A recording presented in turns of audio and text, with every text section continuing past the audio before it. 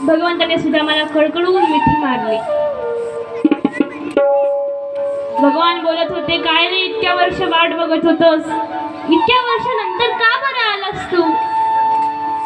दररोज वाट बघायचं बरं की आज माझा सुदामा येईल, आज माझा सुदामा येईल. इतके दिवस कुठे हरवला होतास रे? तुला माझी आठवण नाही आली का रे? सांग ना रे सुदाम्या. सुदामजी महाराज बोलायला लागले, देवा दररोज तुझी आठवण करायचो, दररोज तुझी भक्ती करायचो. मला वाटायचं की तू फार राजा झालास, मोठा झालास, मला विसरून गेला असशील.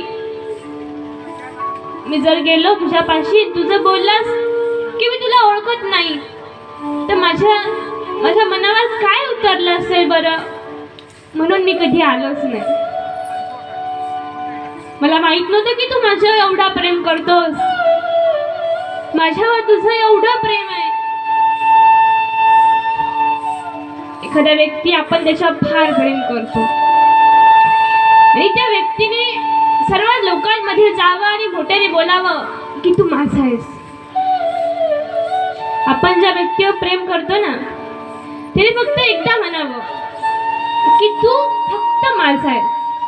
त्यावेळेस मला तू एवढं प्रेम येतं की ज्यावेळेस आपण ज्याच्यावर प्रेम करतो त्याने आपल्याला म्हटलं की तू माझा आहेस, त्यावेळेस देवा त्या सर्व लोकांसमोर तू मला माझं म्हटलंस, मला फार आनंद होतोय रे.